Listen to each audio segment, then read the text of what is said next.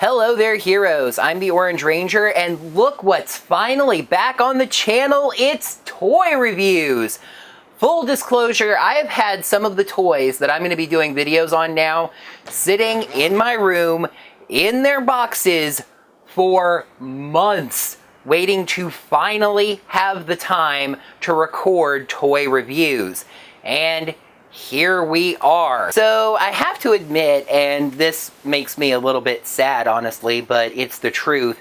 For these particular figure reviews, the Dino Fury Pink Ranger here, and spoilers, I also have the Dino Fury Blue Ranger, I actually plan to do a neat little thing around them based on their characters. So I was planning for this toy review of Amelia's figure to be like a paranormal investigation of the strange spiritual readings coming off of this figure, and then the review of Ollie's figure was going to be very scientific and technical analysis, and these are the specific details, etc., etc.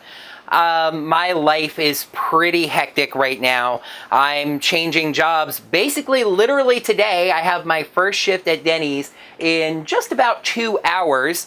I just had a little bit of time before I started work today to work on videos, so that's why I'm doing this. But that's not quite enough time for me to try to think out how this is going to be super special. I'm much more interested in just getting these reviewed at this point, especially since the next wave is now coming out in stores, so I want to tell you my thoughts on the other figures in this. For those of you who aren't aware, I have already reviewed Zato, the Red Ranger figure, so you can go back on my channel and look for that. If I remember, I'll put a card in right here, so you can just click over if you haven't seen that one. But alright, let's talk about the Pink Ranger. The box, again, is very similar to the one that you saw with Zato there. I think I mentioned this in the red one, but I like how the cutout for the box hang on this goes around the helmet here, even though it is kind of funny that it cuts off the top of the helmet if it's doing that. But, and you have a nice background back there that you are going to have to destroy since this is blister packed, which is unfortunate. But there you go. You see the figure in there, Amelia, the Dino Fury Pink Ranger. The key that it comes with that we will be putting into the morpher, and you can see that little holographic rainbow type effect on that. And this original weapon, which is some kind of Ankylo mace by the looks, which is pretty neat. Remember that these figures do come with original weapons that we don't see in the Sentai footage, and to be honest, I don't think we're going to see on the show, but they're free to surprise me. There's no sides of the box, obviously, it's just the clear plastic, and then we come around to the back here. Pretty easy pose to match, I think, on there. And the key unlocks sounds in the morpher, which we already knew, so let's open it. Alright, so there's not really a lot different to say at this point as far as a basic action figure here. This is very well painted. The helmet has the complete and accurate details on it. You may remember in my review of Zato, the Red Ranger, that I had a helmet that was messed up on one side, and I had actually pre-ordered the figure, so I just allowed that to come in, and that one is completely good, and the other one I think I donated somewhere. Anyway, this one, the helmet, you can see is complete and very nicely detailed. It's a very nice blue in that eye, which is a tiny detail. The silver is shimmery. The pink is a very nice shade of pink. It's the flat one that you know that you would use for an action figure, but it's nice. You see the detailing on the back there, which is good and everything. The gold on the wrist cuffs and everything is the right color. It's very nice there. And now, an important detail that I'm sure some of you are wondering for a female action figure. Yes, you can see, let me move her arm to show you.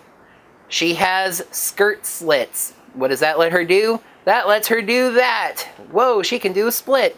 I didn't know Amelia could do a split. Looky there. And you see that leg articulation there very nicely. Now, this is, I think, kind of unavoidable because you just don't put a skirt on it at all at this point, but the skirt does still somewhat limit her as far as kicking forward. because you still have that solid piece of plastic in front and on the back there, so that's a little difficult, but the side posing is very, you know, good for that with the slit skirt. My one major critique, and I'm going to mention it on every one, and I know it's very tiny detail, tinier than the eyes on the helmet there, and it's that morpher on the wrist. It's nice that it's there, but I really just wish that I'm not even asking for it to be fully painted. I just wish they would put more colors on it than just a solid piece of black. It just stands out as something that they didn't actually do. But overall, not bad. The Ankylo mace, very nice, the dotted ball there, and you can see the details on there. I do kind of wish also that this had a little more paint on it, you know, maybe even just the eye or the handle. I know these aren't Lightning Collection figures, you're getting what you pay for, but, you know, it's really hard to shoot footage of this, seeing as there's a light right on it that makes it glare around and everything, but there is the Pink Ranger key. You'll be able to see better the detailing on the back there. This is what goes in as the head of the Megazord. By the way, the Zords are finally coming out. There's a pre-order up for the complete set on Entertainment Earth, and you can get it from Amazon. I don't believe it's a pre-order, so pay attention to that because it comes out this month. But there's a Amazon link where you can get them all. Yes, it doesn't flip like the Re-Soldier keys, but I still think it's pretty neat for what it does. And now let's see what it does in the morpher. It's morphin' time.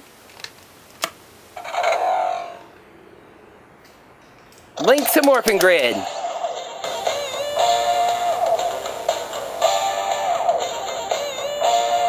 That's a different tune.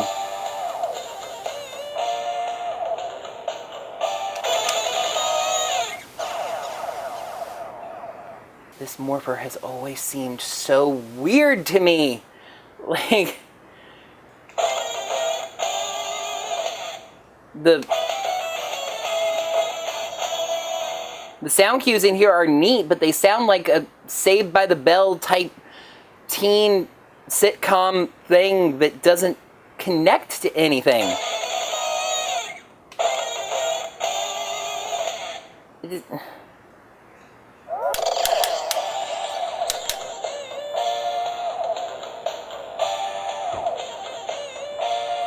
a neat tune.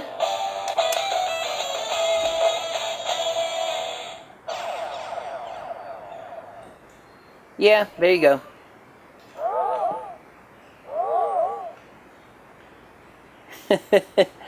As I was going to set this down and finish up this video, I remembered that you put these keys in and there's a sound effect based on a power, I guess.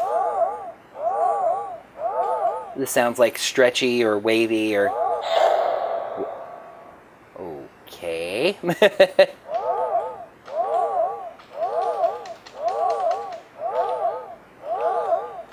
how did I do the other thing?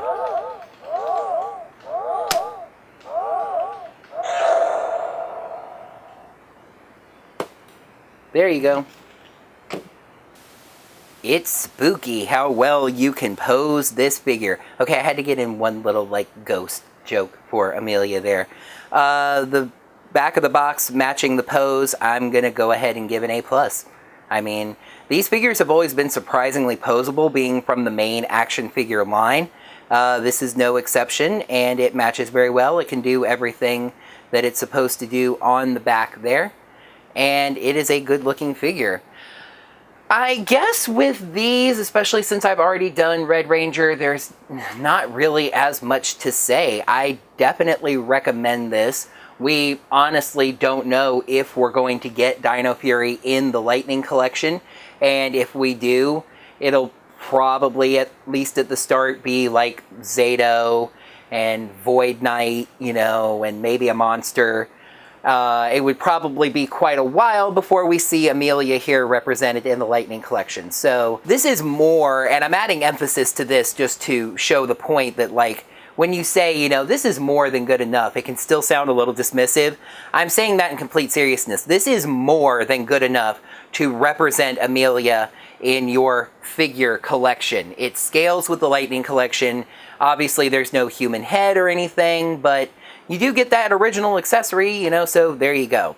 This is a good looking figure. It gets you the key for the Morpher and the Megazord, and really, what more can you ask than that? So I definitely give this my thumbs up recommendation. This is a good figure, I believe, and I'll fact check myself here on the screen, but I believe the basic price for the regular Power Rangers figures has gone up to about $10, which, I mean, still isn't the 20 plus that the Lightning Collection is. It's a little more expensive, but it's still kind of a value price, and you're getting a good quality product from that. That's always been a fear of mine, that all of the, you know, higher quality and everything would go into the Lightning Collection, and then it's like, oh yeah, we make basic action figures too.